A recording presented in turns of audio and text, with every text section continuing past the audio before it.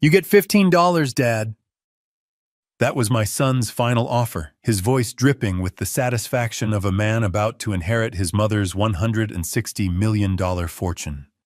He wanted me front and center at the will reading, just to witness his victory, to see my face when my complete and utter worthlessness was read into legal record.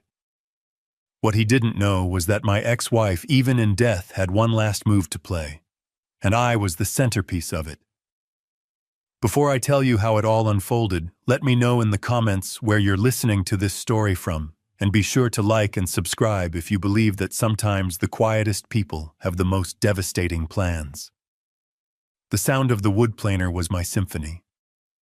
For the past 5 years, it had been the soundtrack to my life. Each high-pitched whine was a note, each shaving of walnut a verse. Here in my small workshop in Austin, Texas, I wasn't a failed architect. I wasn't a discarded husband. I was just a carpenter, a man who created solid, honest things from broken pieces. My hands, calloused and scarred from years of work, knew the truth of the wood. It never lies. It doesn't deceive. It simply is, with all its knots and imperfections. I respected that. The smell of sawdust and linseed oil was the only cologne I wore. I was working on a rocking chair, feeling the smooth curve of the armrest take shape under my guidance. It was a peaceful existence, a quiet one. Then the peace was shattered. My old flip phone resting on a cluttered workbench began to vibrate, its buzzing a harsh intrusion. I hit the kill switch on the planer, and the sudden silence was almost deafening. Wiping my hands on my dusty jeans, I walked over and looked at the screen. 2 words stared back at me, cold and foreign: Nathan Thorne. 20 years. That's how long it had been. 20 years without a single phone call that wasn't a demand or an insult. No Christmas cards. No birthday wishes.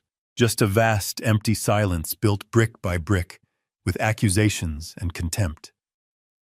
I had assumed that silence would last until one of us was in the ground. I suppose I was half right. I took a deep breath, the air tasting of sawdust, and flipped the phone open. My voice was rough from disuse. "Hello?" The voice on the other end was sharp-clipped and belonged to a world a million miles away from my workshop. It was the voice of New York City traffic and $1,000 suits. Julian. He never called me Dad. Not anymore. I was Julian. A name he spoke as if it were a mild inconvenience, like a piece of lint on his jacket. Nathan. Your mother is gone. There was no sadness in his voice, no grief. He delivered the line with the emotional detachment of a news anchor reading a teleprompter. Last week. A stroke. It was fast. I stood there motionless, looking out the workshop window at the sun-drenched Texas yard. A strange numbness washed over me. Isabella. Gone. The words didn't seem to fit. She had always been a force of nature, a hurricane of ambition and creativity. Brilliant, beautiful, and utterly destructive. To think of her as just gone felt wrong. He grew impatient with my silence. Did you hear me? The funeral? I started to ask, my throat dry. He cut me off. It's over. You weren't on the list. Now listen, this is why I'm calling. Her lawyer requires your presence. The reading of the will. It's this Friday, 10 a.m. sharp. The offices of Caldwell and Finch, Manhattan. Don't be late. It wasn't an invitation. It was a summons.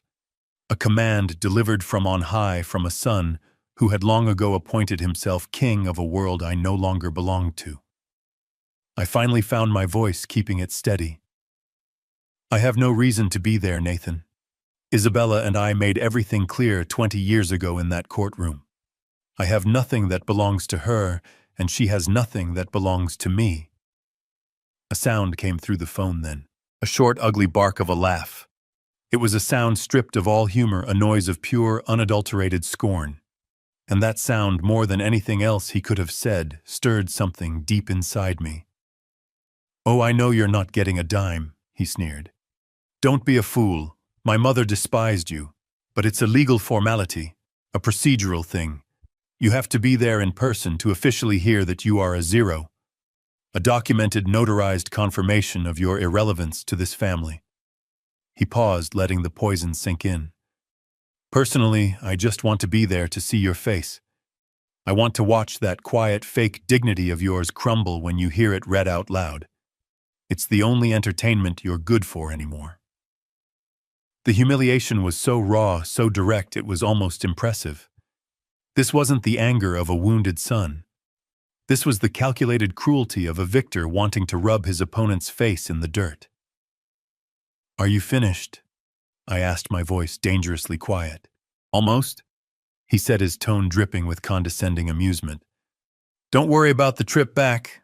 I'll spot you $15 for the bus ride home. Think of it as a parting gift." And then the line went dead. Click.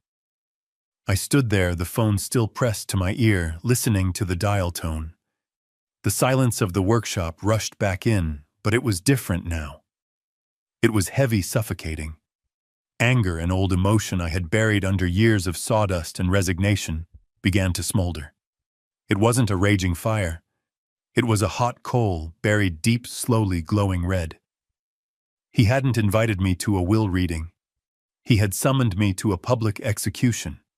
My execution. He wanted a show. Fine. He would get one. I closed the phone and set it down with deliberate care. I walked over to the half-finished rocking chair and ran my hand along its smooth, honest curve. Then I turned and walked out of the workshop into the small house attached to it. I went to my closet, past the flannel shirts and worn jeans that were my daily uniform. In the very back, covered in a thin layer of dust, was a garment bag. I hadn't touched it in 2 decades. I pulled it out and unzipped it. Inside hung my only suit. A charcoal gray suit. The same one I had worn on the day my old life ended. I would wear it again for the beginning of his. Friday morning. The cab ride from LaGuardia felt like passing through another dimension.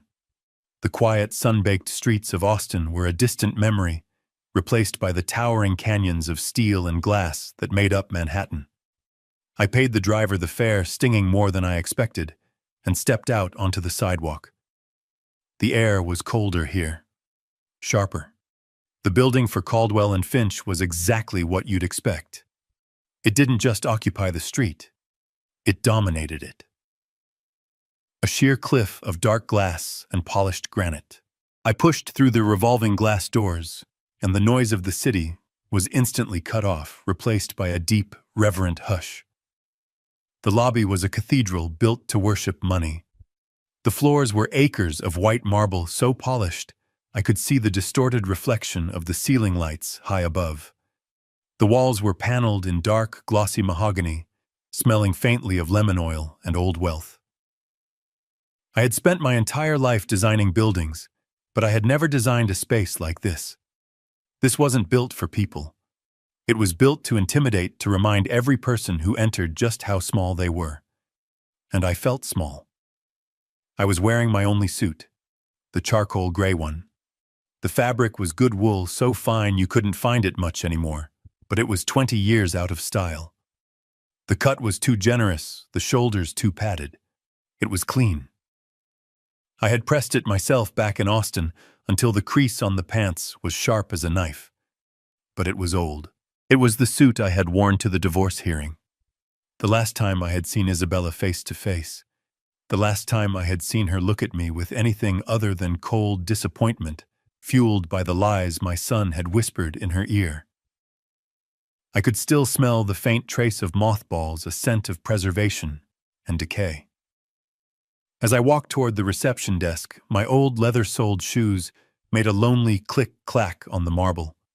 The sound seemed to echo embarrassingly loud in the tomb-like silence.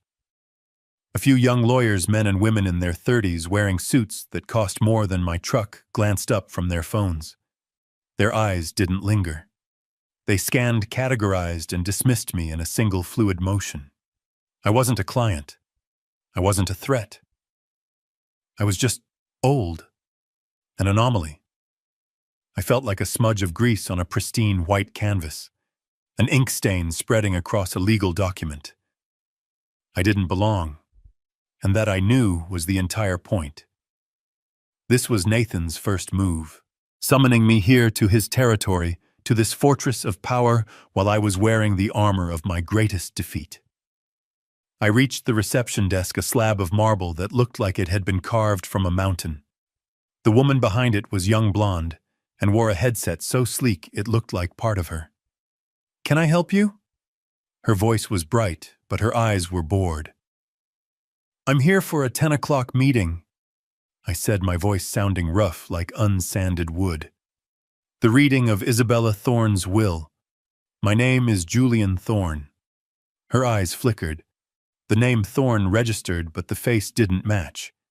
She was expecting, no doubt, someone who looked like Nathan, someone who belonged. Not me.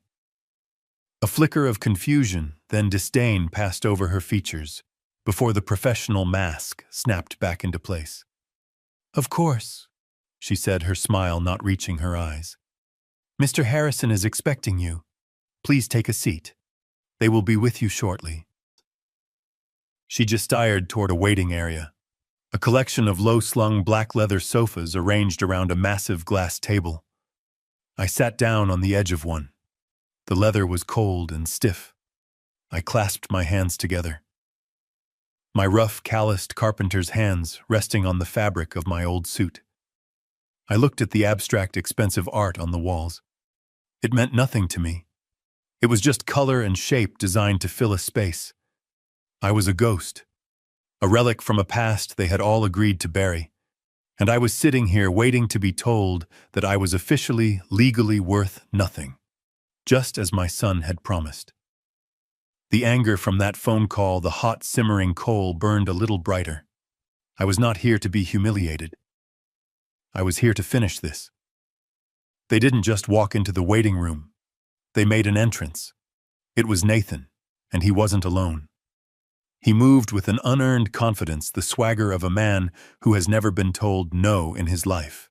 He wore a navy blue Tom Ford suit that probably cost more than I made in 6 months. It fit him perfectly, accentuating a physique that was maintained by personal trainers, not hard labor. His hair was slicked back. His watch was a glint of gold and steel at his wrist, and his expression was one of bored entitlement. Trailing him were his accessories. The first was a young woman, impossibly thin and startlingly beautiful in a severe, artificial way. She was squeezed into a tight designer dress and clutched a Hermès purse like it was a life raft. Her name, I would learn, was Sophia.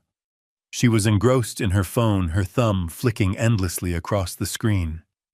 The second was a man in his 40s with a tan that was too perfect for October in New York, and teeth that were too white to be real. He had the fixed, predatory smile of a shark. This had to be Kyle, the financial advisor. They weren't a family mourning a loss. They were a pack of predators circling what they believed was their kill.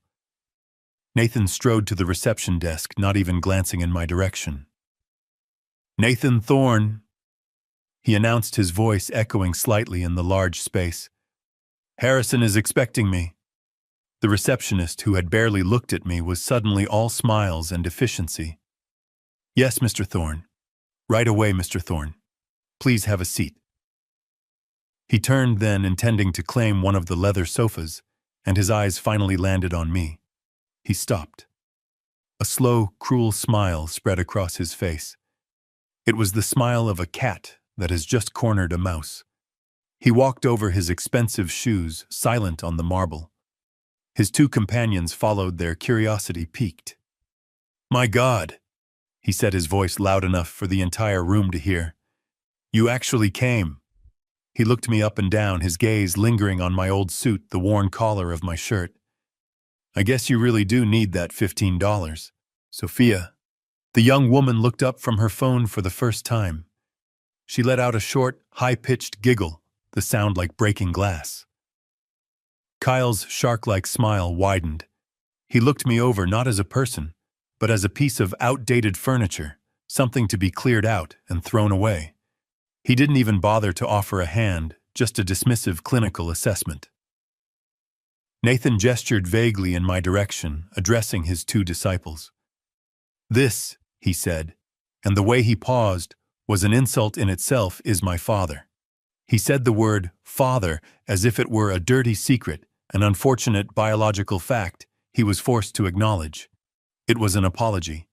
He was apologizing to them for my very existence, for my shabby suit, for my worn-out shoes, for my failure to be someone who reflected his own perceived glory.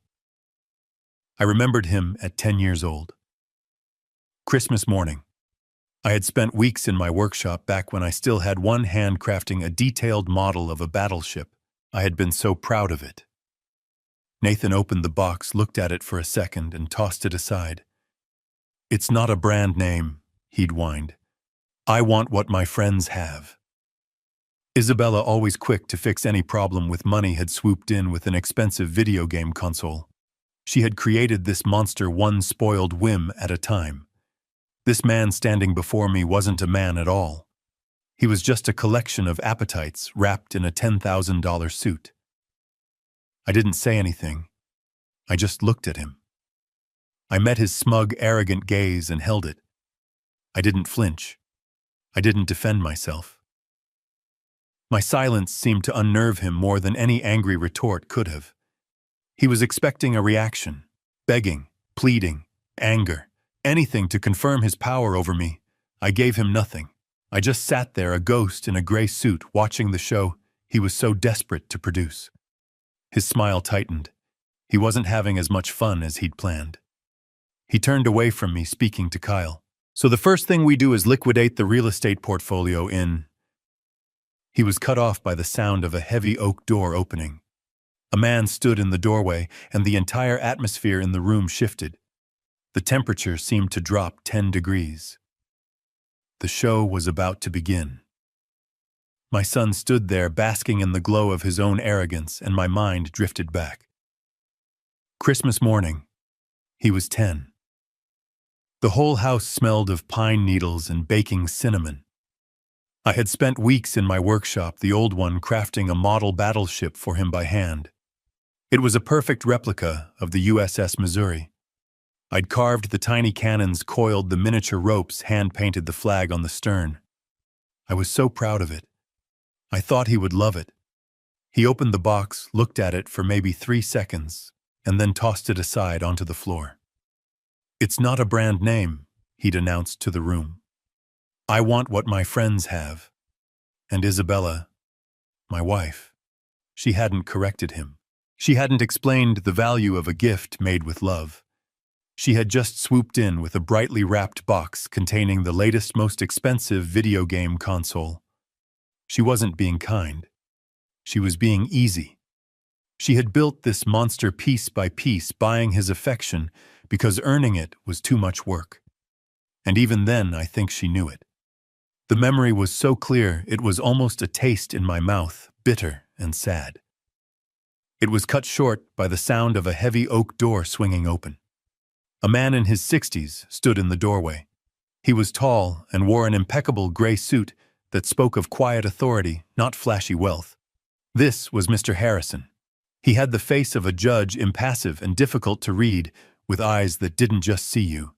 They assessed you, weighed you, and filed you away. The quiet confidence he radiated instantly silenced the room. Even Nathan seemed to shrink a little. His gaze swept across the room, passing over Nathan and his entourage, as if they were part of the furniture, and then his eyes landed on me. First, he held my gaze for a moment, and I saw a flicker of something in his expression. It wasn't pity. It was something closer to understanding. He walked toward me. "Mr. Thorne," he said, his voice level and respectful.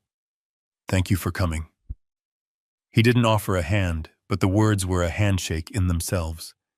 They were a simple acknowledgement of my presence, of my right to be there.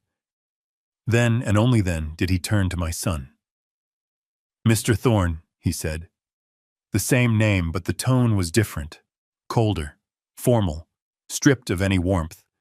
The slight was so subtle that a lesser man might have missed it. But Nathan's entire world was built on a fragile scaffolding of status and special treatment. The fact that I, the outcast, had been acknowledged first was a direct challenge to his authority. I saw a flicker of annoyance in his eyes, a tightening of his jaw. He tried to cover it with a wave of dismissive arrogance. "Let's get this over with, Harrison." He snapped, his voice sharp with impatience. "I have a reservation at Per Se to celebrate. I don't intend to be late." Mr. Harrison's expression didn't change. He simply nodded once. "As you wish," he said, turning and holding the door to the conference room open. "This way, gentlemen." The conference room was just as cold and imposing as the lobby, but with an added layer of finality. A single massive table made of dark polished mahogany filled the center of the room. It was so reflective it looked like a dark pool of water. Floor-to-ceiling windows lined one wall, but they didn't offer a view of the sky, just a close-up sterile look at the gray skyscraper across the street.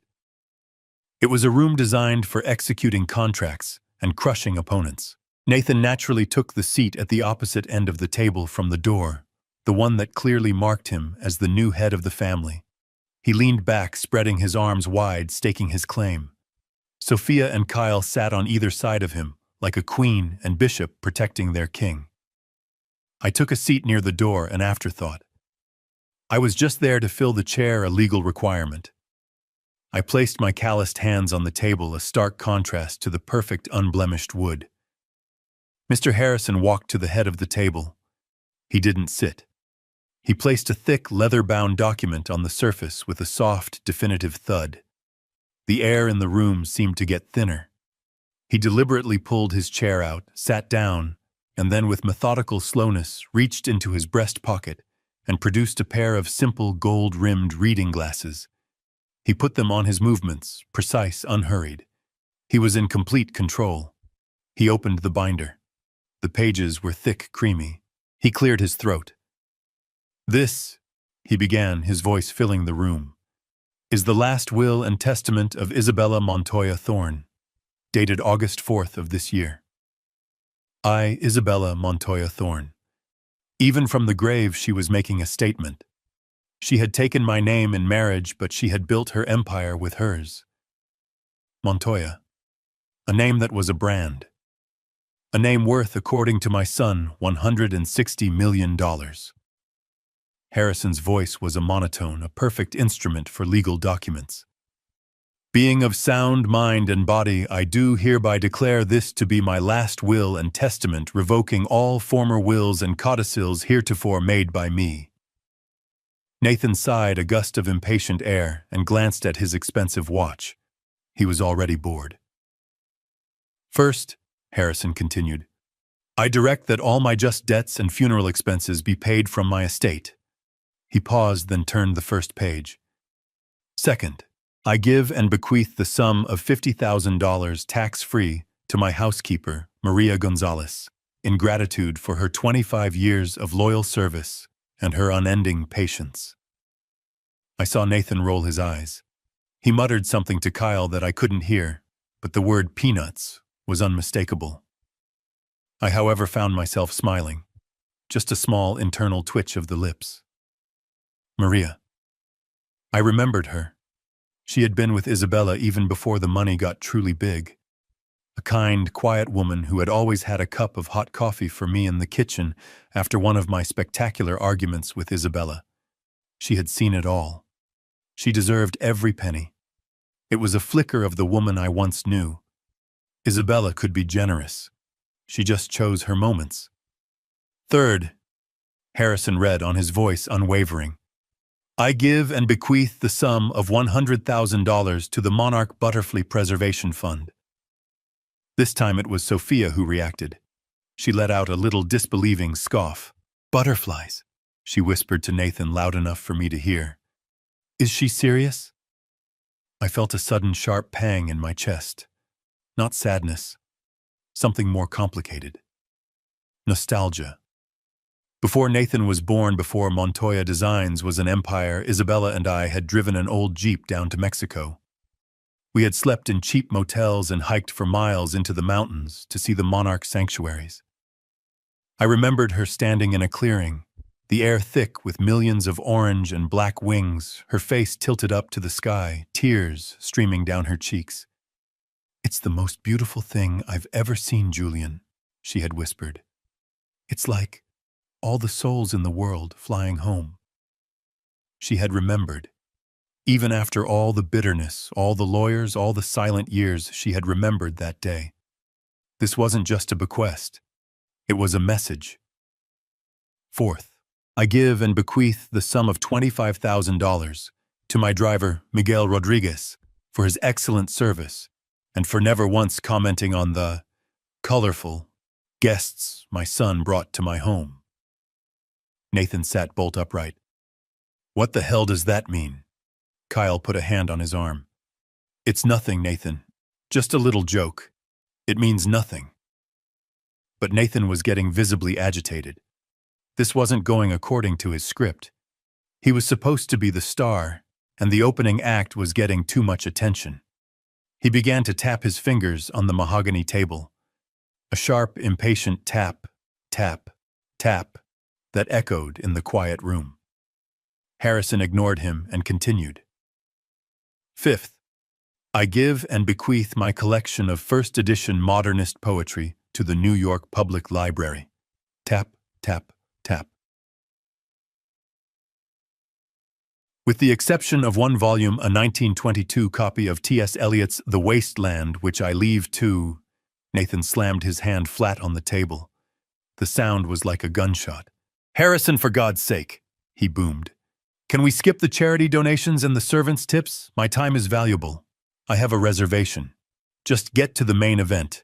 The real estate, the portfolio, the money. Just get to the part where it all goes to me." The room fell into a heavy, suffocating silence. Mr. Harrison stopped reading. He did not look startled.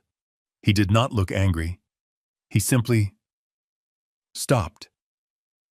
Very slowly, he raised his head, his eyes still behind the reading glasses.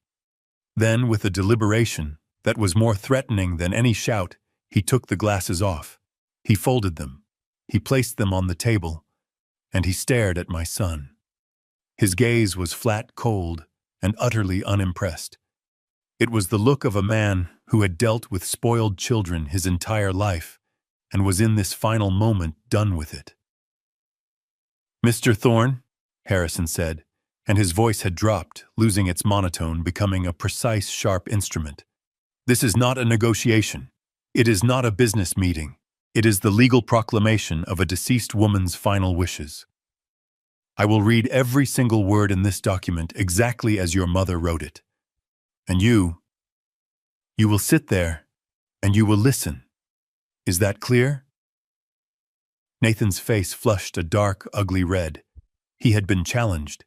He had been dressed down like a child. He opened his mouth, then closed it.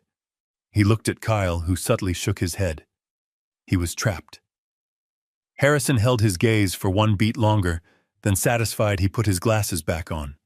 He picked up the document. He deliberately flattened the page, took a small, composed sip of water from a glass beside him, and cleared his throat. He had made my son wait. He had re-established control. "Very well," Harrison said, his voice returning to the neutral monotone. "Let us continue. Fifth, as I was saying, I leave my first edition copy of The Waste Land to..." He paused, and I could have sworn I saw the barest hint of a smile at the corner of his mouth. "Ah, no. That's been struck. Let's move on. Sixth, regarding the personal associates of my son." Harrison's gaze lingered on Nathan for a moment longer, a silent assertion of dominance. Then, as if a switch had been flicked, he returned to the document, his voice resuming its steady, neutral cadence. "We now move," he said, "to Article 6, regarding the personal associates of my son Nathan Thorne." I saw Kyle, the financial advisor, sit up a little straighter. His shark-like smile was back fixed in place. He smoothed the lapel of his expensive suit, adjusting his posture, ready to receive his expected bonus for managing Nathan's anticipated fortune. Sophia beside him finally put her phone down, her eyes bright with greedy anticipation. Harrison continued. To my son's financial advisor, Mr. Kyle Vance. He pronounced the title with a slight, almost imperceptible emphasis, as if placing it in quotation marks. I give and bequeath the sum of $5,000. Kyle's smile froze.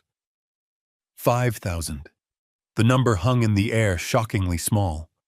It was an insult. It was less than the cost of his suit. I saw his knuckles whiten as he gripped the edge of the table. Nathan looked at him annoyed, as if Kyle's disappointment was a personal affront. But Harrison wasn't finished.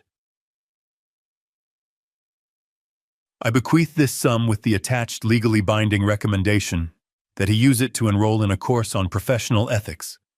My own financial records show he has a significant need for a refresher on the topic. The shark-like smile vanished, replaced by a mask of pale, stunned fury. His head snapped toward Nathan, his eyes wide. What is this? He hissed, his voice a low vibration of rage. He had just been called a crook in a room full of people. And, Harrison continued, not missing a beat, turning his attention to the young woman beside Nathan. To my son's current companion, Sophia, I leave her the high-quality imitation handbag she attempted to swap for my authentic Birkin bag in my closet last month. If Kyle was stunned, Sophia was incinerated. Her perfectly made-up face turned a dark, blotchy red. Her mouth dropped open. She hadn't just been insulted. She had been exposed. Exposed as a petty common thief. In front of the man she was clearly trying to trap. In front of the lawyer. In front of me, the ghost she hadn't even bothered to acknowledge. The crazy old hag, she shrieked, her voice cracking, all pretense of sophistication gone. She lied, I never— Shut up! Nathan roared, his voice bouncing off the mahogany walls. He wasn't defending her. He was silencing a problem. His carefully constructed image was crumbling.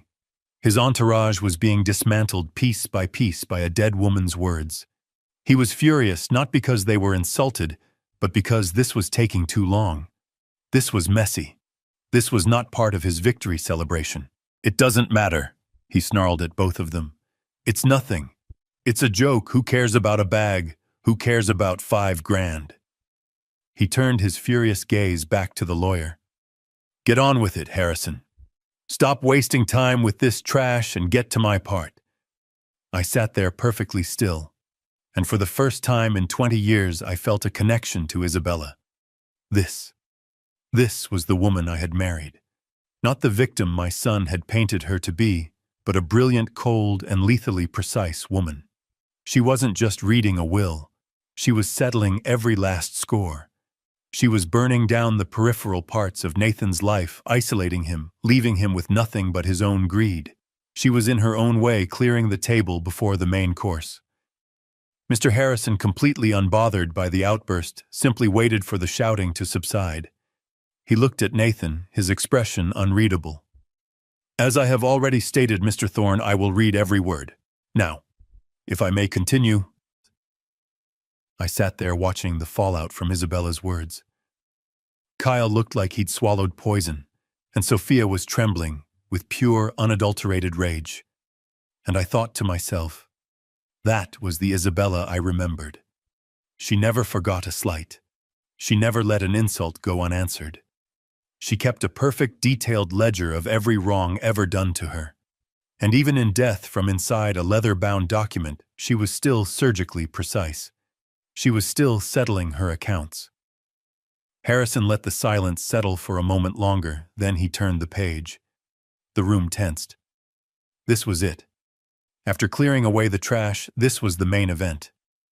Article 7, Harrison said, his voice dropping back into that neutral legal tone. To my son, Nathan Thorne. Nathan leaned forward. His breathing was shallow. His knuckles were white on the table. He had forgotten his humiliated companions. All his focus, all his greed, was now laser-focused on the lawyer. I give and bequeath the penthouse apartment on Park Avenue. A huge sigh of relief escaped Nathan. A genuine, full-body exhale. The color returned to his face. He smirked, shooting a triumphant look first at Kyle, then at me. The penthouse. The crown jewel. It was his. And, Harrison continued, my complete collection of Patek Philippe watches. Nathan's smirk widened into a grin. He laughed a short, sharp bark. Yes, yes, now we're talking. He looked at me, his eyes gleaming. Hear that, old man? The Pateks. All of them.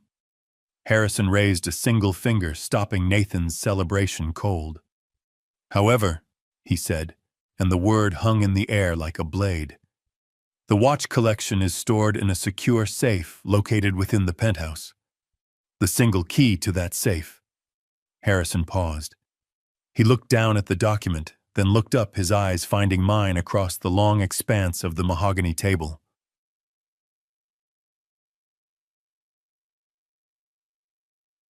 I have entrusted to his father, Julian Thorne. The silence that followed was absolute. It was so complete I could hear the faint hum of the air conditioning. Sophia and Kyle lost in their own humiliation moments, before snapped their heads toward me. Nathan just stared. His face, which had been flushed with victory, went pale. His grin dissolved. What? His voice was quiet, disbelieving. What did you just say? He asked Harrison, his voice rising. The key, Mr. Thorne, was entrusted to your father. Nathan slammed his hands on the table and stood up, the chair scraping violently behind him. What are you talking about? Is this a joke? A sick joke? He pointed a shaking finger at me. Him! He hasn't seen her in 20 years. He doesn't even know where she lived. Nobody. Every eye in the room was on me, and I was just as stunned as he was. I stared at Harrison, my mind reeling. A key Isabella had given me, a key. What did it mean? Was it another one of her games? Another way to twist the knife even from the grave? I had no key. I had no idea what any of them were talking about.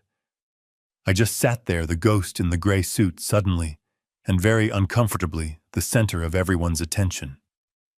My son was screaming. His face was a mask of disbelief and rage. But I wasn't really in that cold mahogany room anymore.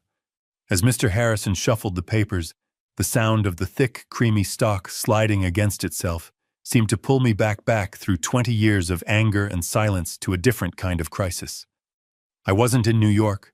I was in our old house in Connecticut. It was 2005. It was 3 in the morning and the house was dark, except for the single light in Isabella's home office. I found her there, not crying, but worse. She was just sitting, staring at a wall of spreadsheets, her face pale and completely blank. She looked broken. Montoya. Designs. The company that was her life, her passion, her entire identity was bleeding out. It was on the verge of total catastrophic collapse. She had overextended, pouring millions into a luxury resort project in the Caribbean. She had trusted the wrong partners. The entire deal was built on a foundation of bad permits and shifting sand. And now it had all fallen apart. The banks were calling in their loans. Her investors were threatening to sue her into oblivion. She was facing not just bankruptcy, but disgrace. I remember sitting down next to her in that dark office, the computer screen casting ghostly shadows on her face. It's over, Julian, she had whispered, her voice hollow. Everything I've built. It's all gone. They're going to take the house. They're going to take everything. She wasn't just afraid of being poor. We had been poor before when we started. She was terrified of being a failure, of being seen as a fool. Her entire world was built on her reputation as a brilliant, infallible businesswoman. And now that reputation was about to be publicly executed. She looked at me, her eyes, usually so full of fire and ambition, were just empty. They're talking about criminal negligence. She'd said the words barely audible. They're saying I misled them. I looked at the woman who was my wife, the mother of my son, the brilliant, infuriating, passionate woman I had loved, and I knew in that moment that she was drowning, and she was about to pull all of us down with her. The memory from 2005 solidified, sharp and agonizing. Isabella sitting in her office, utterly broken. She didn't just look broken. She was broken. For a week, our house was a tomb. The phones rang off the hook, calls from angry bankers and betrayed investors. Isabella just let them ring. She stopped eating. She stopped sleeping. She would just sit in her office, staring at the company's financials on her computer screen, watching the numbers bleed into a sea of red. She was paralyzed. She was drowning. And then, about a week into this living nightmare, a hand reached out. It didn't come from a bank. It didn't come from a friend or a trusted colleague. It came from an encrypted email routed through a server in the United Arab Emirates. It was an offer for a meeting. A private equity group I had never heard of, based in Dubai. They said they had been following Montoya Designs for some time. They saw potential. Isabella was too far gone to go, too paranoid to even speak on the phone. She was a ghost. She begged me to go. I was still her husband, her partner in life, even if I wasn't her partner in business. I was the architect. I understood the construction side of her empire better than anyone. So I went. I met them in a sterile, soulless conference room at a hotel near JFK Airport. There were 3 of them. They were not bankers. They were young, impeccably dressed in dark, identical suits, and they had the dead, cold eyes of men who had seen too much. They were polite. Too polite. It was the kind of politeness that feels more threatening than a direct insult. They laid out the terms on the table. It was on the surface a miracle. It was breathtakingly simple. They would inject $100 million into Montoya Designs, effective immediately. Enough to stabilize the Caribbean project. Enough to pay off the angriest bankers. Enough to silence the lawsuits that were threatening criminal charges. It was a total rescue. I sat there stunned. In return, I asked, my voice cautious, "What do you want in return?" The lead negotiator, a man with a faint British accent, just slid a thin leather-bound folder across the table. "We are investors, Mr. Thorne. We simply want to invest in future projects. We believe in the Montoya brand. We want to help you build." I brought that folder home. It felt heavy, like it was made of lead. Isabella, desperate for any shred of hope, tore it open. For the first 10 minutes, she was ecstatic. She was laughing, crying, holding the pages to her chest. "We're saved, Julian, we're saved." But I was reading the fine print. I was an architect. I spent my entire life reading contracts. I spent my life looking at blueprints. And this wasn't a bailout. It was a blueprint for a crime. "Isabella," I said, my voice quiet, cutting through her celebration. "Look at this. The projected costs." I pointed to the addendum. The appendix. The part they hoped we wouldn't read. It detailed the future projects they wanted to fund. A series of luxury high-rises. "Look at the numbers," I said. "They're wrong. They're all wrong. The cost projections, they're inflated by at least 40%. She didn't get it at first. She was too blinded by the $100 million lifeline. "So what?" she said, waving her hand. "They're overpaying. That's their problem, not ours." "No," I said, and a cold dread was creeping up my spine. "That's how it works. That's the point. It's not an investment, Isabella. It's a washing machine." The smile on her face flickered. "What are you talking about? They give us $100 million in clean capital now." I explained, my voice flat. "It saves the company. It makes us whole. In return, we build their future projects. But we don't bill them for the real cost. We bill them for the inflated cost. We bill them for $140 million. We pay their shell companies, their suppliers in the Cayman Islands, that extra $40 million. We take their dirty money and we make it clean. We make it look like legitimate construction payments." I tapped the signature page. They're not investing, Isabella. They're laundering. And they want to use your company, your name, as the detergent. The color drained from her face. She finally truly understood. She had spent her entire life, her entire soul, building the Montoya name into a symbol of luxury, quality, and integrity. And these men were going to use it to wash their blood money. "No," she whispered. "I won't do it." "Then we declare bankruptcy," I said, stating the simple, brutal fact. "It's over." "No!" she screamed. The word ripped out of her throat. She jumped up, pacing the office like a caged animal, her hands twisting in her hair. "No, I can't. You don't understand, Julian." She grabbed the front of my shirt, her nails digging into my chest. "If we go bankrupt, they'll investigate. They'll do a forensic audit. They'll find the Caribbean mess. They'll say I was negligent. They'll say I committed fraud." Her eyes were wild with terror. "It's better than this, Isabella," I pleaded. "This is a criminal enterprise. This is the mob or worse." "I don't care," she shrieked. And then she just collapsed. She didn't faint. She just crumpled onto the expensive Persian rug, her strength gone. She wasn't a CEO anymore. She wasn't an empire builder. She was just a terrified woman trapped. "Julian," she wept, her voice muffled by the carpet.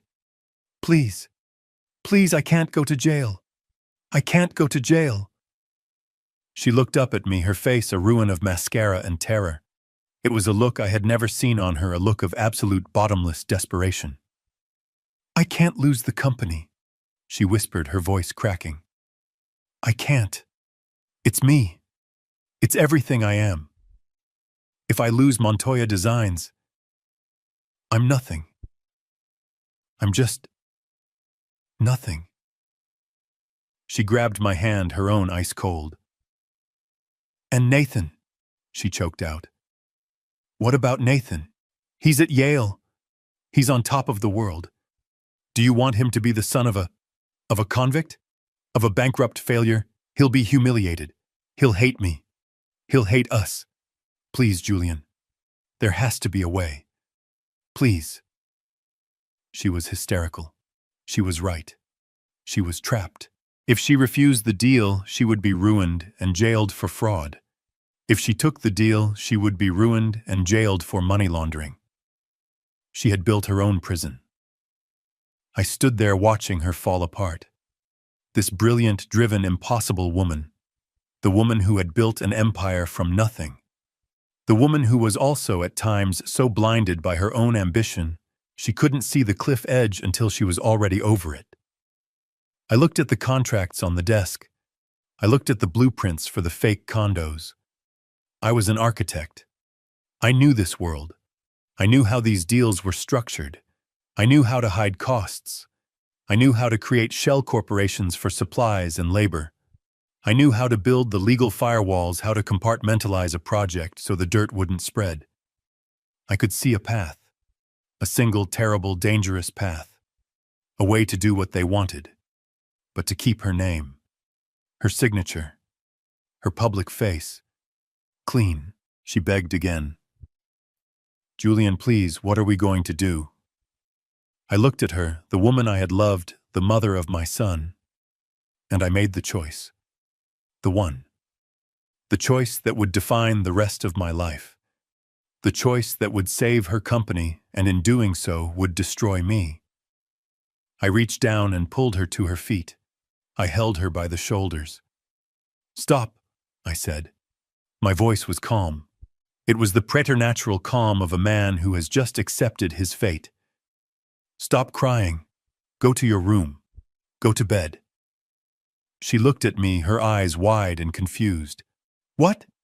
You are going to have no part in this," I said, my voice firm. "You will not sign these papers. You will not take these meetings. You will not be on these emails. You will focus on designing. You will focus on saving the public face of the company. You will do what you do best." A tiny, desperate flicker of hope sparked in her tear-filled eyes. "But the deal. The money, the contracts."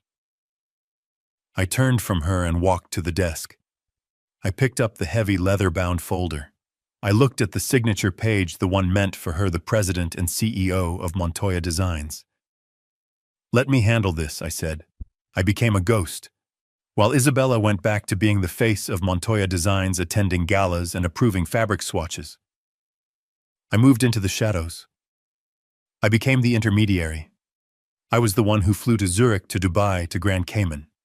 I was the one who sat in sterile hotel rooms negotiating payment schedules with men who had no last names. Back in New York, I used my architect's license, my name, my reputation, to create a series of shell corporations. Thorn Construction, Thorn Project Management, Thorn Architectural Supply. I built a labyrinth of legal entities, a complex firewall designed for one purpose: to stop the dirt from ever reaching Isabella. The $100 million bailout came through. Montoya Designs was saved. The bankers were paid. The lawsuits vanished. Isabella was celebrated in the financial pages as a genius who had weathered the storm. And then the second part of the deal began. The laundering. I was the one who signed the inflated construction contracts. I was the one who approved the wire transfers to anonymous accounts.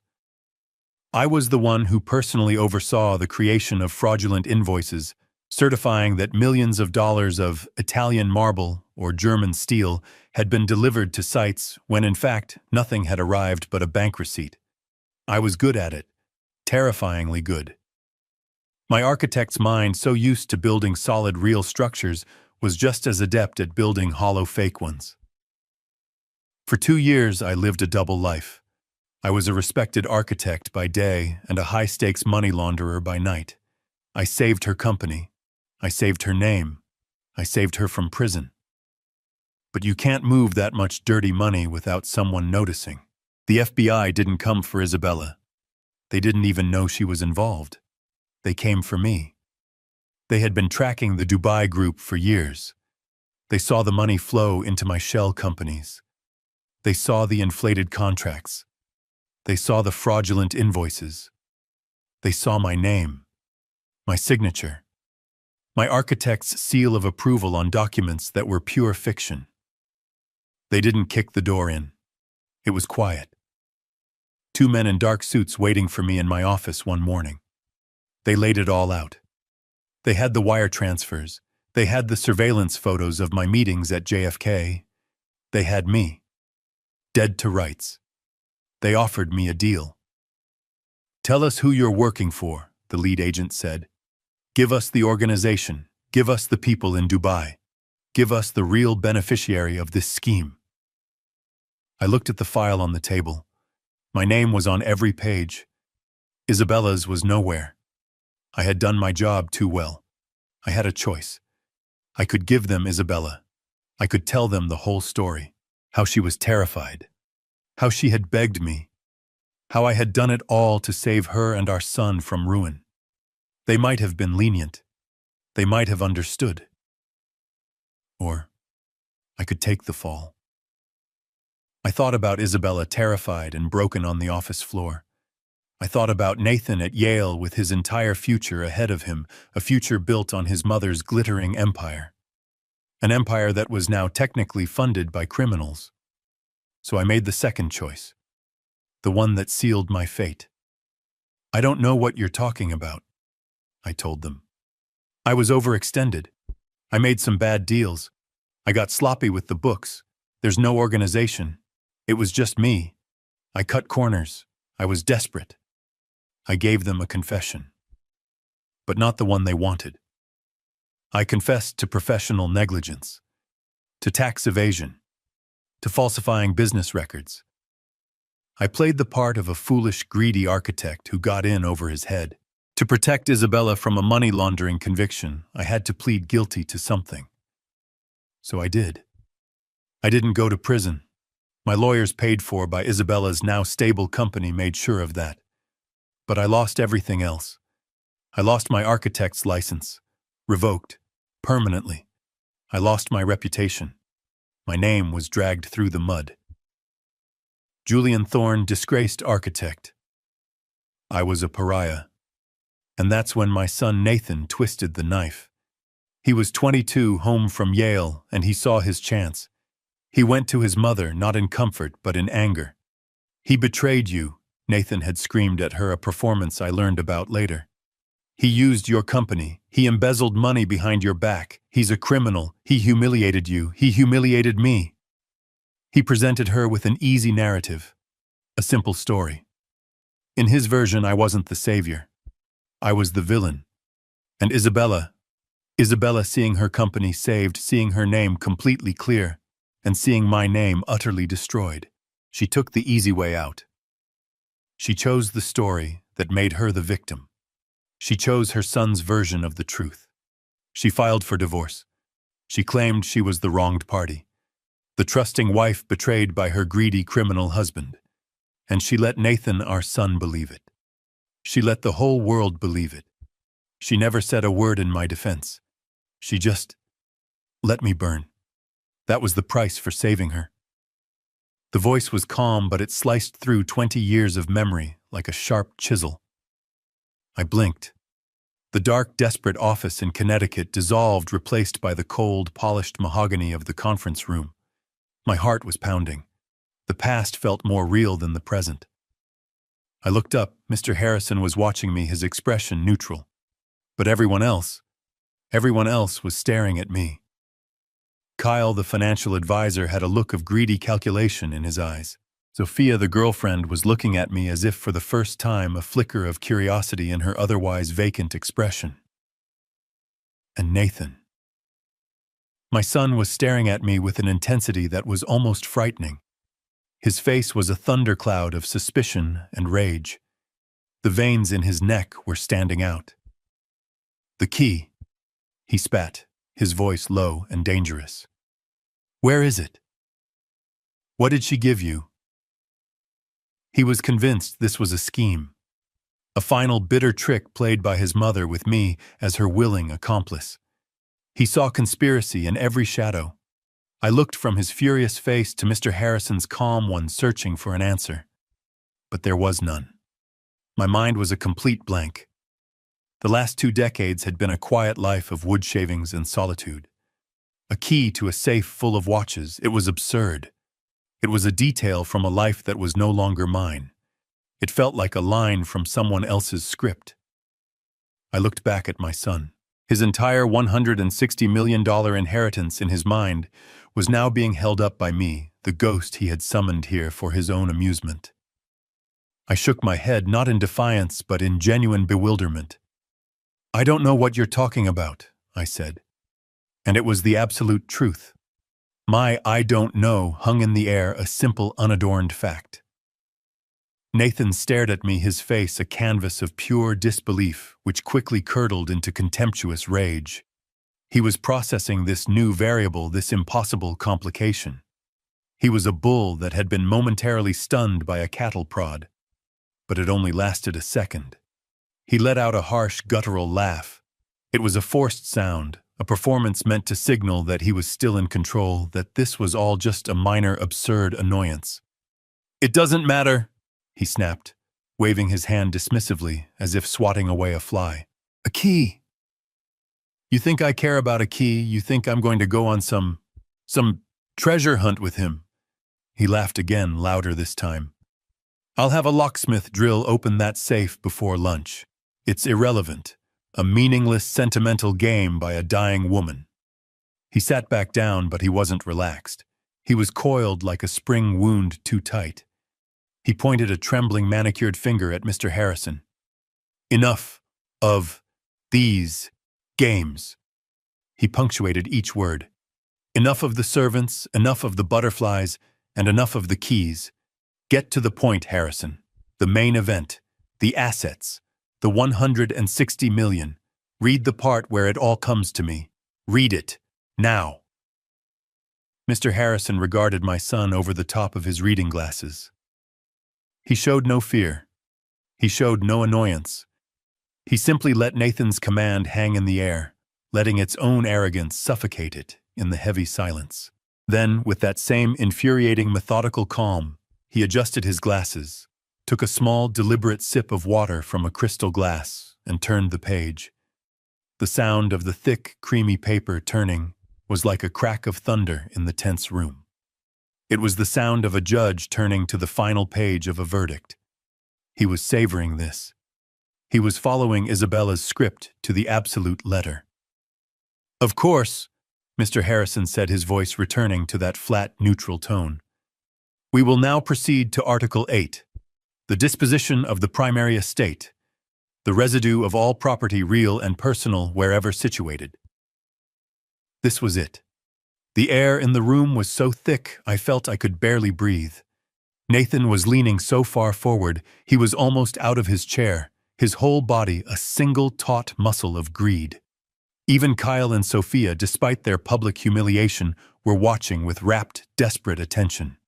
This was the moment that would make their own small humiliations worthwhile. Harrison read from the page. "Regarding all remaining liquid assets, stocks, bonds, properties, and controlling interest in Montoya Designs, LLC." He stopped. He deliberately paused, looking down at the page as if rereading a complex, unexpected clause. He was drawing out the moment. He was a master showman. "Come on," Nathan whispered, his voice a low hiss. "Come on." Harrison cleared his throat. "I decree the following. First, to my ex-husband, Julian Thorne." My head snapped up. Me? What was this? A sound like a strangled gasp came from Nathan. He inhaled so sharply, it sounded like he'd been punched in the stomach. His face, which had been pale with anticipation, went rigid. His eyes narrowed into tiny slits of pure, unadulterated hatred, and they were fixed laser-like on me. He wasn't breathing. He was just waiting. He was a bomb, and his fuse had just been lit. I could see the muscles in his jaw clenching and unclenching, grinding his expensive teeth. What in God's name was she doing? Was this her final cruelty, to give me some small, insulting sum, a few $1,000s, just to rub his nose in it one last time before giving him the rest? Harrison continued, his voice perfectly, even betraying not a flicker of the drama he was unleashing. "To my ex-husband, Julian Thorne, I give and bequeath the sum of $15. $15. The words just hung there. It wasn't an insult. It was a public execution. It was a joke. A petty, cruel, and profoundly childish joke. But Harrison wasn't finished. He read the final part of the clause, the part that twisted the knife and locked it in place. $15 U.S. currency to be paid in cash. This is to cover the cost of the bus ride back to wherever it is he came from, a trip my son Nathan will surely be kind enough to suggest for him. It started as a snort, a choked, disbelieving sound. Then the dam of his self-control didn't just break, it evaporated. A laugh, a huge, roaring, braying laugh erupted from Nathan's chest. It was not a sound of humor. It was a sound of sheer, unadulterated triumph. It was a sound of such profound, malignant joy that it made the air in the cold room feel sick. He shot up from his chair, his body trembling with the force of his laughter. He pointed at me, his finger shaking his face, turning a dark, blotchy crimson. He was crying actual tears of malicious joy streaming down his cheeks. $15, he roared. The words bounced off the walls. $15. He doubled over, slapping his hand on the priceless mahogany table. Oh my God, $15. Kyle, who had been sitting in a stunned, humiliated silence, now seemed to catch the new current. He saw his path back into his patron's good graces. A slow, sickly smile spread across his face. Incredible, Nathan. Just incredible. Sophia, catching on, let out a high-pitched, sycophantic shriek of laughter. $15 for a bus. Oh, Nathan, she was hilarious. Wasn't she? Nathan howled, straightening up, wiping a tear from his eye. He was a performer, and he finally had his audience back. He looked at his two companions, his chest puffed with victory. She always had a wicked sense of humor, always. He had won. In his mind, the game was over. The insults to his friends were just appetizers. The confusion with the key was a meaningless tangent. This was the punchline. This was the moment he had been waiting for. He had been publicly, legally, and financially declared the victor. And I had been publicly, legally, and financially declared nothing. Less than nothing. A $15 joke. His laughter finally subsided, simmering down into a low, smug chuckle. He adjusted the cuffs of his Tom Ford suit, a gesture of absolute restored control. He was the king again. He turned his gaze on me, and all traces of humor vanished, replaced by a cold, reptilian satisfaction. A dark, evil smile played on his lips. "Well," he said, his voice dripping with false pity. "That's that, I suppose." He walked around the table, a predator circling its kill, and he stopped just a few feet away from me. He looked me up and down, his eyes filled with a disgust so profound it was almost tangible. "It's over, old man. You heard her. $15. He reached into his pocket, the one on his $10,000 suit, and pulled out a slim alligator skin wallet. He made a show of opening it, his movements slow and deliberate. "You know what?" he said, his voice a low, confidential sneer. 15 is a little insulting. Here." He pulled out a $20 bill and threw it on the table in front of me. The bill skidded across the polished wood and came to rest right in front of my hands. "There, 20. Don't say I never gave you anything." And he stared at me, daring me to react. Daring me to yell, to cry, to reach for the money. I did none of those things. I just sat there. I looked at the $20 bill. I looked at his smug, victorious face. And I waited. I didn't feel humiliated. I didn't feel angry. I didn't even feel sad. I just felt a deep, profound sense of anticipation. Because I knew Isabella. And I was watching Mr. Harrison. And Mr. Harrison was not moving. He was sitting at the head of the table, his face a perfect neutral mask, his hands resting on the document. He was letting the performance play out. This wasn't the end. This was the intermission.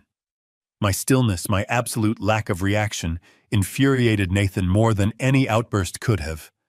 His smile faltered. "What's the matter, old man?" he sneered.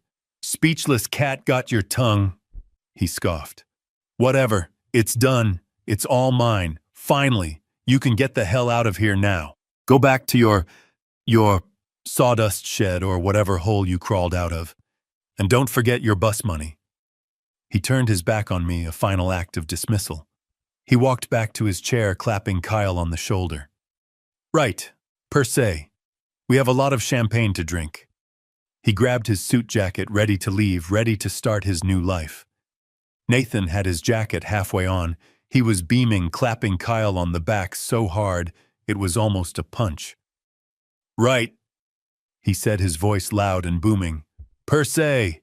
I'm going to buy the entire champagne list. Harrison," he called over his shoulder, not even looking at the lawyer.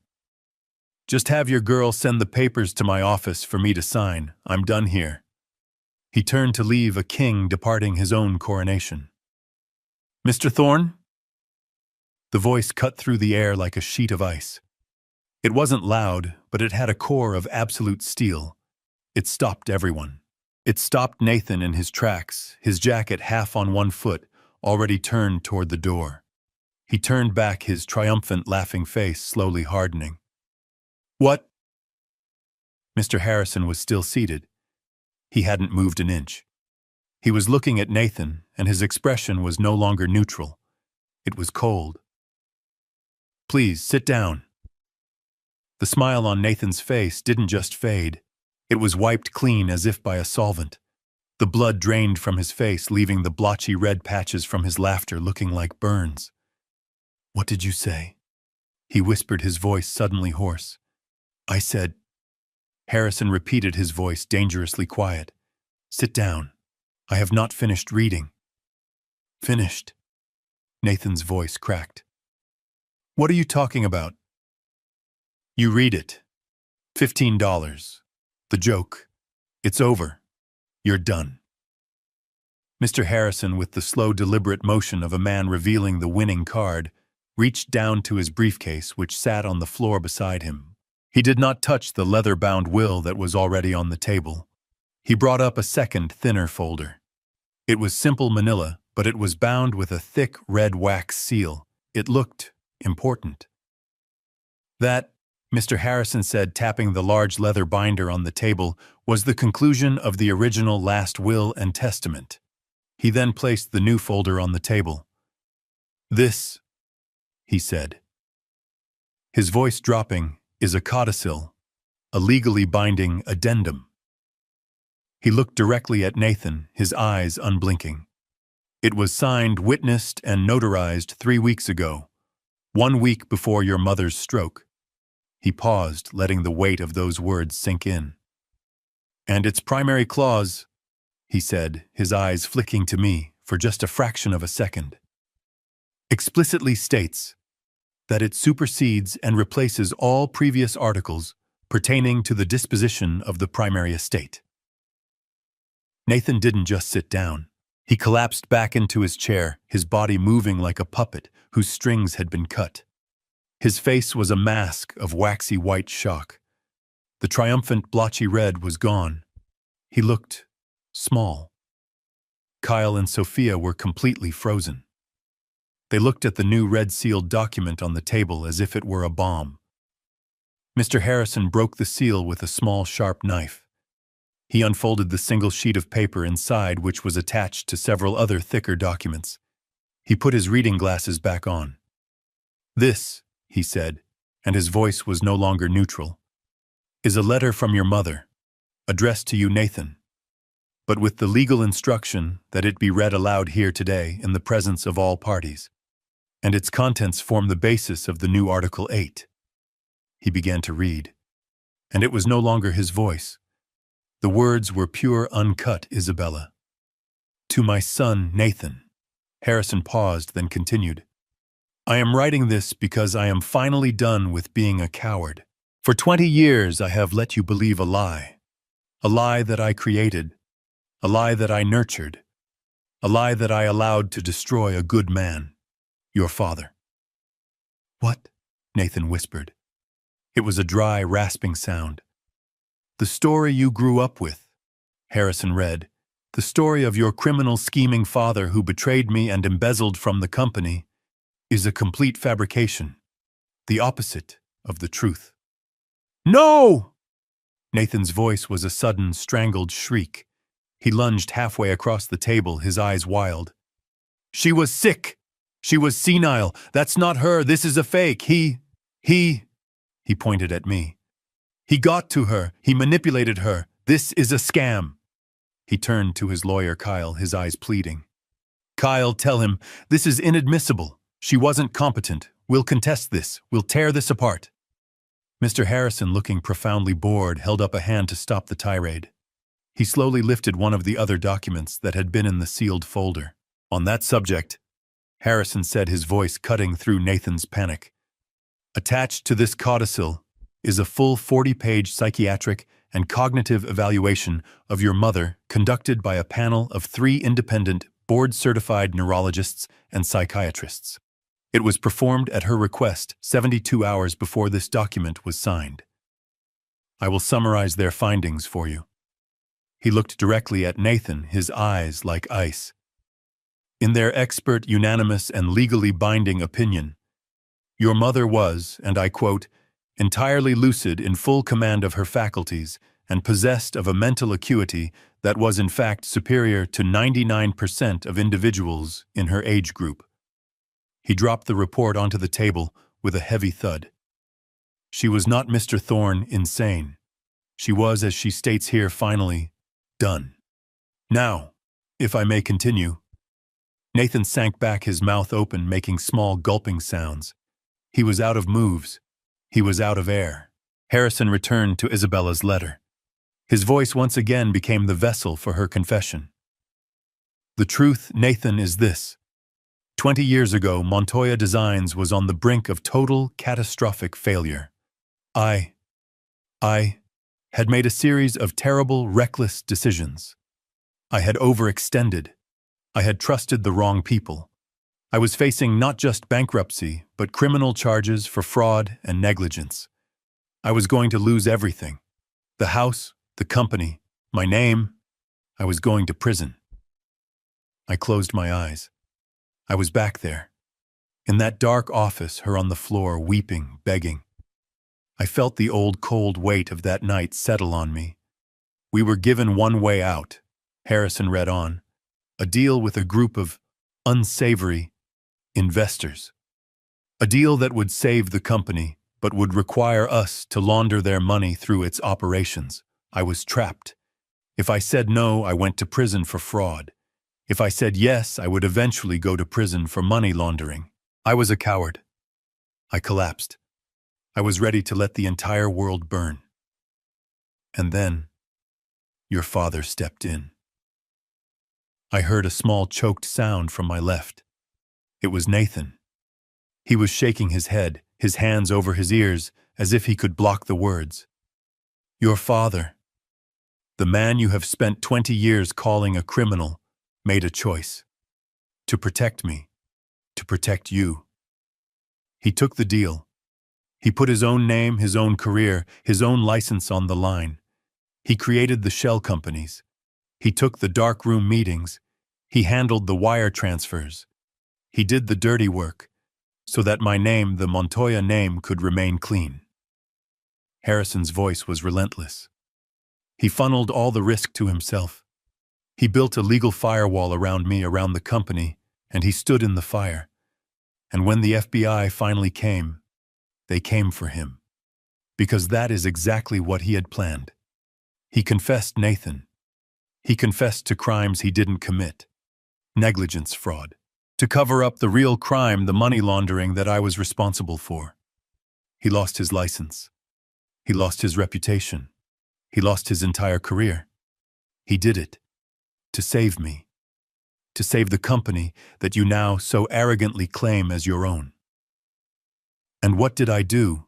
Harrison read, his voice dropping. What did I do as my reward for this sacrifice? I listened to you.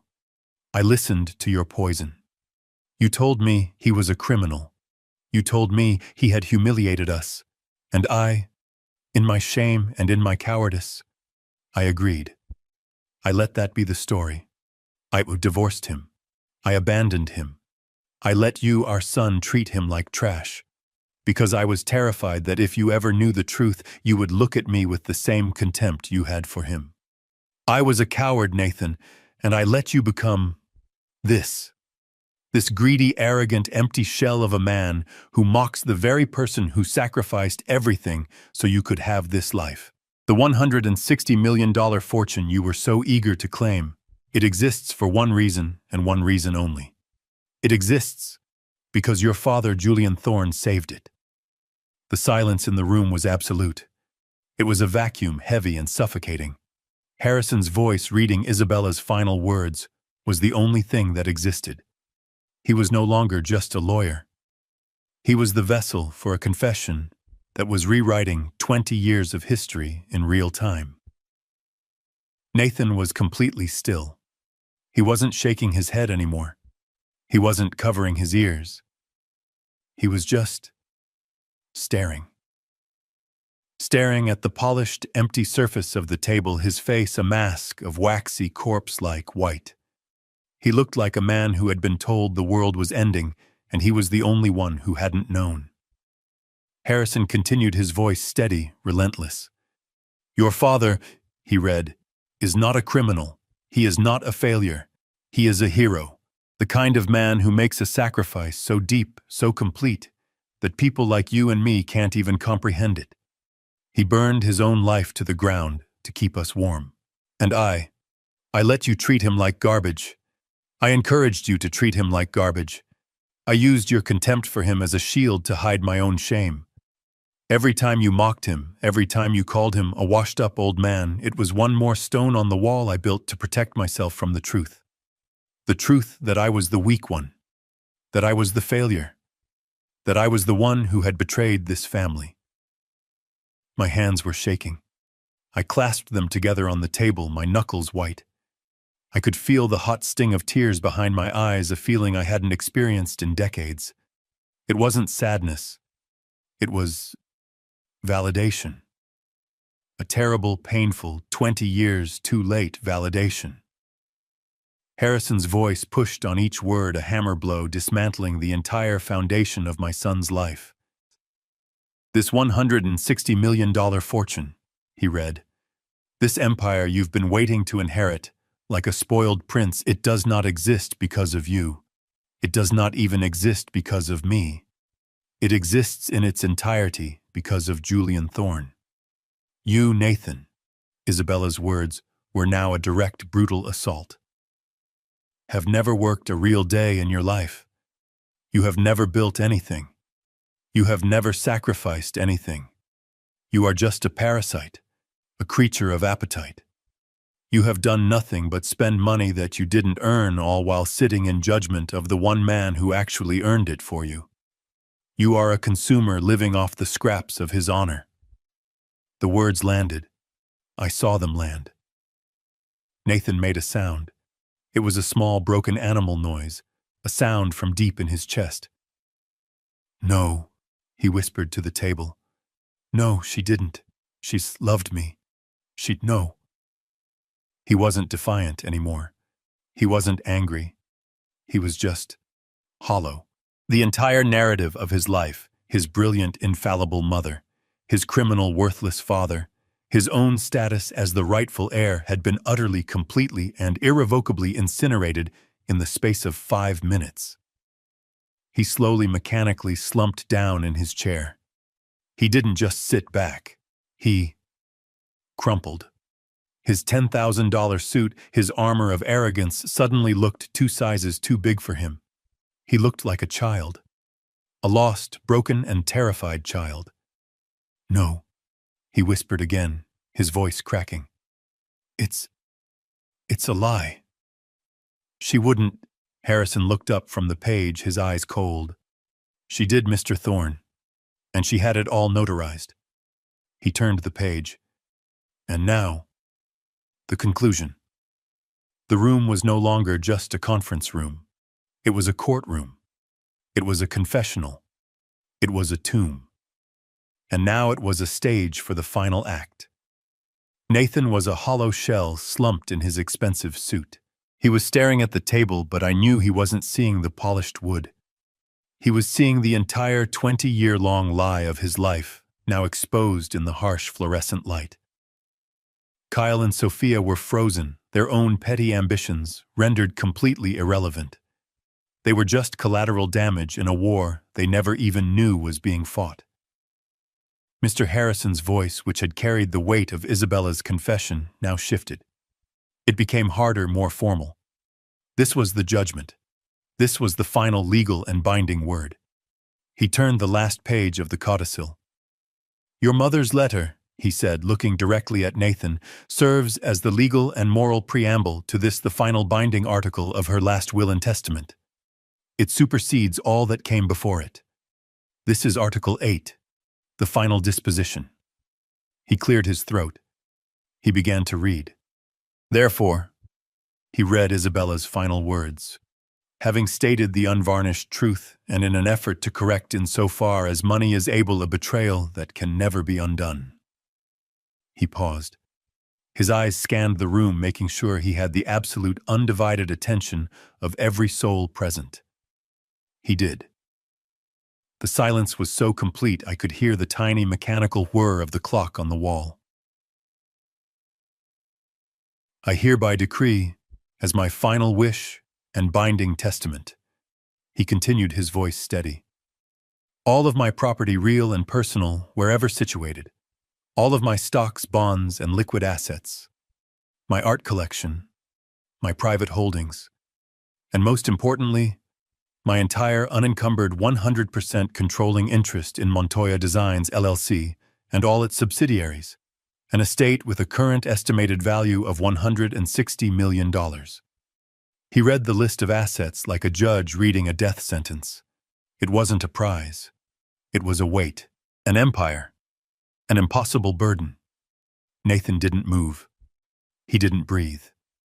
He was a statue of a man, his skin the color of ash.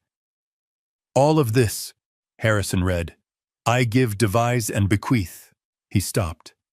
He stopped and he looked up. He didn't look at Nathan. He didn't look at Kyle or Sophia. His eyes, clear and steady behind his glasses, moved across the long, polished table. And they found me. He held my gaze. In that 1 second of silence, my entire life seemed to hang in the balance. My workshop, my sawdust, my quiet, solitary peace. I wasn't thinking about money. I wasn't thinking about victory. I was thinking, what has she done? What final, terrible, complicated game was this? I was still reeling from the confession, from the validation that had been stolen from me for 2 decades.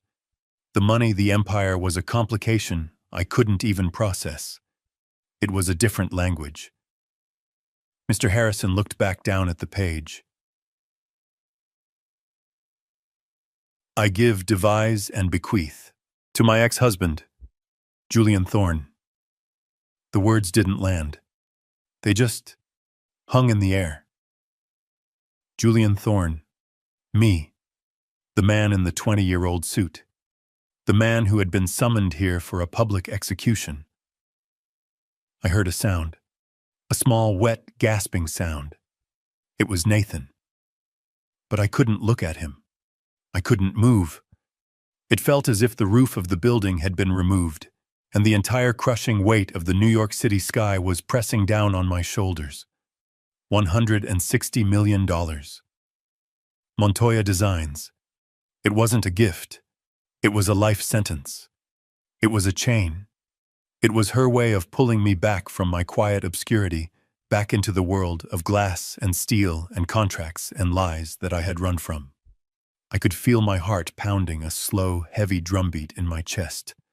Thump, thump, thump. Mr. Harrison, bless him, didn't let the moment hang. He didn't let anyone react. He knew that the next words were the most important. He knew the money was just a tool. The reason was the payload. He continued reading, his voice firm, projecting into the stunned, dead silence of the room. I leave this, he read, not as a gift, but as a payment, as a long overdue and wholly inadequate compensation for the career I allowed to be destroyed, for the honor I allowed to be stolen, and for the family I, in my cowardice, allowed to be broken. And that was when it hit me. It wasn't about the money. It was never about the money. It was about the reason. It was her final, written, legally binding confession. It was her apology. It was her from beyond the grave handing me back my name, handing me back my honor. She wasn't just giving me her company. She was telling the world that it should have been mine all along, that I was the one who had saved it. I looked down at my hands, my rough, calloused carpenter's hands. They were resting on the polished, perfect wood, the hands of a man who built things, and I was now the owner of an empire I had never wanted. A small sound, a whimper, came from across the table. It was Nathan. He wasn't a monster anymore. He wasn't a king. He was just a boy. A 42-year-old boy whose entire life had just been revealed as a lie. A lie his mother had told him, and a lie his father had paid for. Kyle and Sophia were already ghosts. Their faces were blank, their minds unable to process this reality. They had hitched their wagons to a falling star, and now they were just irrelevant. I looked at Mr. Harrison. He was watching me. He was waiting. $160 million. The company, the penthouse, the watches. Isabella, my brilliant, impossible, destructive wife. Even in death, she had to have the last word. She had to control the entire narrative. She had exonerated me. She had made me whole. But in doing so, she had chained me to her legacy forever. She had given me everything, and in a way she had taken everything all over again. My simple life was over. My son, Nathan, was a ruin. He was a building that had been imploded. He sat there, his mouth half open, his eyes blank and unfocused, still trying to process the fact that the entire $160 million universe he thought he was inheriting had just vanished. Vanished and been handed to me, the man he despised more than anyone on earth. He was breathing in short, shallow gasps like a drowning man. Kyle and Sophia were completely adrift. Their golden goose hadn't just stopped laying eggs. It had exploded. I could see the panic in Kyle's eyes, the gears in his rat-like brain spinning, trying to find a new angle, a new con, and coming up with nothing. Sophia was just white. Her mask of makeup looked like a porcelain shell, and it was cracking. Harrison, the executor of this devastating will, was not finished. He still held the codicil. There was one last piece of business, and finally, Harrison said, his voice as unforgiving as a judge's gavel, "We come to the final bequest." He looked at my son. "And for my son Nathan Thorne." At the sound of his name, a tiny pathetic flicker of something sparked in Nathan's dead eyes. It wasn't hope. It was more primal than that. It was the desperate animal instinct not to be left with absolutely nothing. He slowly, painfully raised his head, his eyes red-rimmed and hollow, fixed on Harrison. He was waiting for what? $1 million, a trust fund, an allowance, some small scrap from the table he thought had been set for him. Mr. Harrison looked at him. There was no pity in his gaze. There was no emotion at all. It was just the final cold execution of his duty. "For my son Nathan," he read, "who has already received a lifetime's worth of fortune, both in the money he spent so freely and in the sacrifices he never acknowledged. I leave him only one thing." Harrison paused. He looked down at this paper, then back at Nathan. "I leave him precisely what he so thoughtfully and publicly offered to his father." I felt my breath catch. No. Nathan's confused, broken gaze shifted to me, then back to Harrison. He didn't understand. He couldn't make the connection. His mind was too shattered. I don't," he stammered. "What?" Mr. Harrison did not reply. Instead, with a slow, deliberate motion, he reached to the side of his desk. He opened a single drawer. His hand went inside and emerged holding one item. A check. A single bank-certified cashier's check. "Mr. Harrison, on behalf of the estate," he said, "was authorized to prepare this in accordance with your mother's wishes." He held it up for a moment. Then he placed it on the polished mahogany table. He slid it across the vast expanse of wood. It skidded, making a small whispering sound, and came to a stop directly in front of Nathan. $15, Harrison said. His voice was flat. Final. "Your inheritance, Mr. Thorne, as your mother specified, for your bus fare." Kyle, the shark, the financial advisor, said nothing. He didn't make a sound. He just stood up. Quietly, smoothly, he pushed his chair in. He didn't look at Nathan. He didn't look at me. He just evaporated. He gathered his own briefcase and walked quickly and silently out of the conference room. He was gone. Sophia, on the other hand, was not silent. She looked at the check. She looked at Nathan's broken, pathetic face. And her expression, which had been one of shock, curdled into something else. It was pure, unadulterated disgust. The revulsion of a predator for a mate who had suddenly become weak. The man she had attached herself to, the source of the Birkin bags and the Park Avenue life, was nothing. He was a $15 man. "You," she hissed, her voice low and full of venom. "You're pathetic." She stood up, grabbed her own expensive purse, the real one, and without a single look back, she too walked out of the room. The click-clack of her high heels on the marble floor outside was the only sound. And then there were three. The check. The $15 check. It sat on the polished wood, a final brutal monument to my son's arrogance. Nathan stared at it. His breathing, which had been shallow and gasping, just stopped. For a full 5 seconds, he was completely motionless. He was a statue of ruin. I could see the tiny muscles in his cheek twitching, the only sign of life. And then he exploded. It wasn't a word. It was a scream. A primal guttural roar of such pure, undiluted rage that it felt like a physical blow. It was the sound of a man who had not just lost everything, but who had just realized in one horrifying instant that he was nothing. No! His arms flew out, sweeping the table. Glasses, notepads, the heavy water carafe. Everything went flying.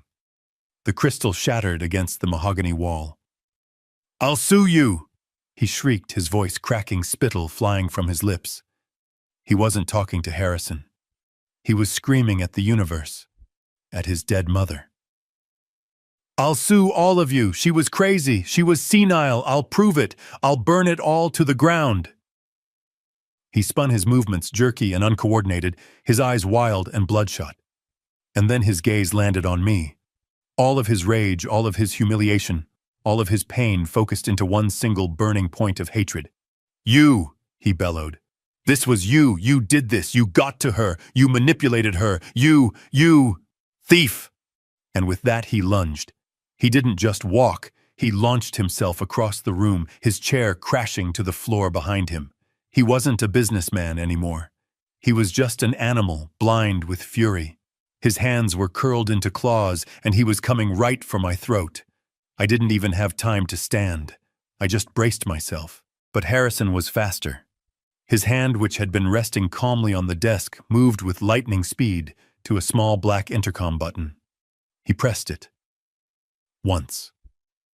Before Nathan could even get halfway around the massive table, the conference room doors burst open.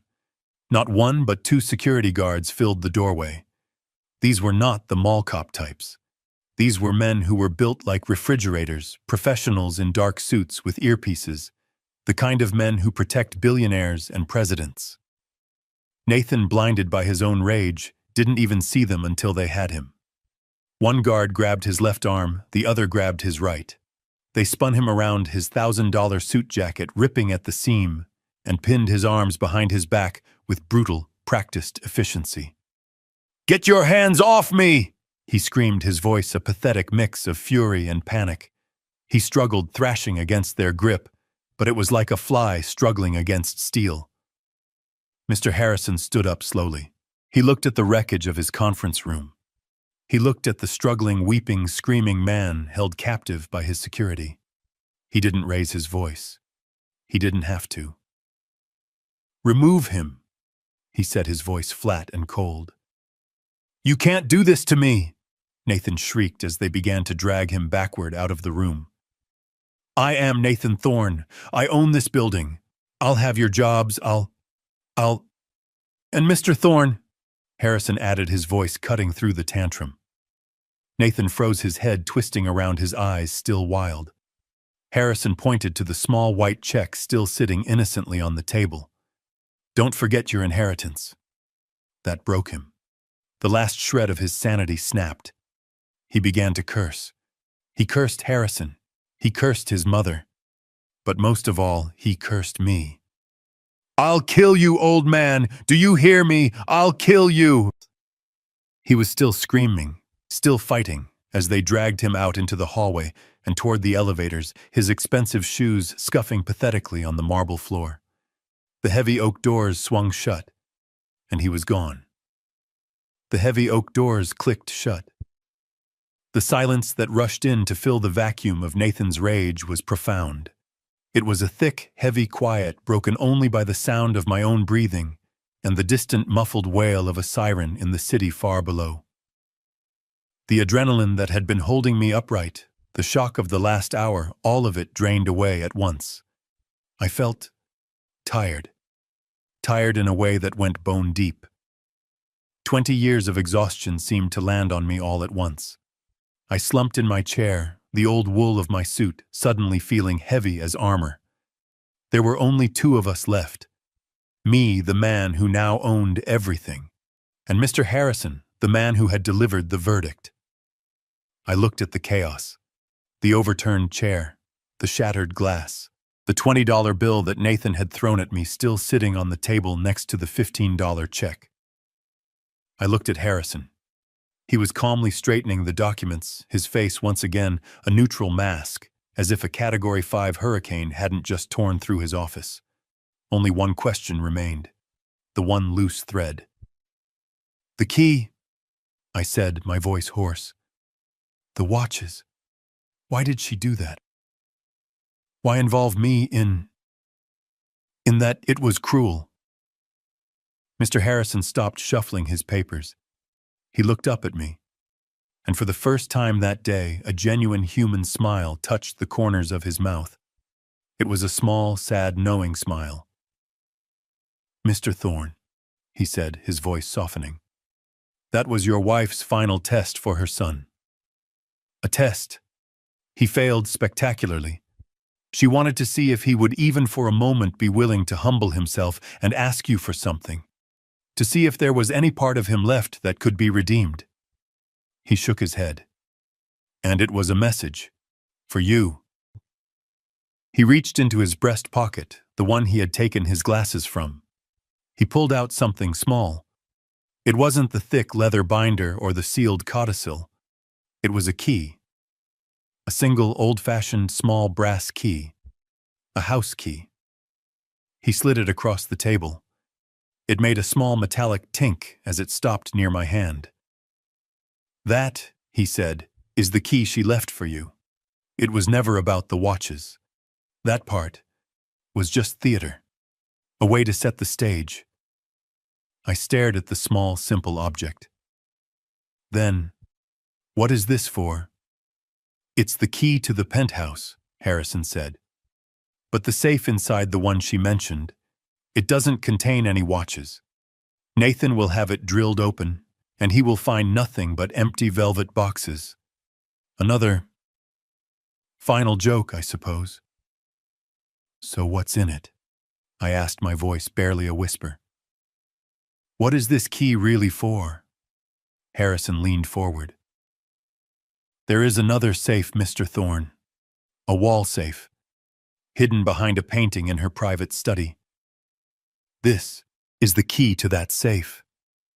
He paused, letting the weight of his next words land. "In it," he said, "is the original evidence. Everything.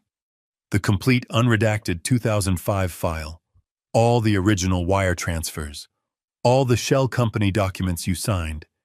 And most importantly, all the emails and letters she sent you, begging you to do it." My heart stopped. "She kept it all," Harrison said quietly. "She kept the entire unvarnished truth locked away for 20 years. The confession she wrote, it's all supported by this. She wanted you to be the one to find it. She wanted you to be the one to decide whether to make it public or not. The money, that was her apology, but this," he nodded at the key, "this was her giving you back your name." I reached out my hand, my rough calloused fingers closing around the small, cool piece of brass. The $160 million. That was a weight. It was a burden. A new prison. But this key, this was freedom. Here is the lesson and call to action to be added at the end of the story. This whole experience taught me a powerful lesson. The truth I've learned has a weight and a patience all its own. For 20 years, a lie poisoned an entire family, turning a son against the father who had secretly saved him. But a lie built on silence and shame cannot last forever. Isabella's final confession showed me that no matter how deeply it is buried, the truth will eventually claw its way to the surface. It proved that true honor is not about reputation, but about the silent, thankless sacrifices you make. In the end, a name cleared by truth is an inheritance worth far more than any fortune. What would you have done with the key and that $160 million burden? Let us know your thoughts in the comments below.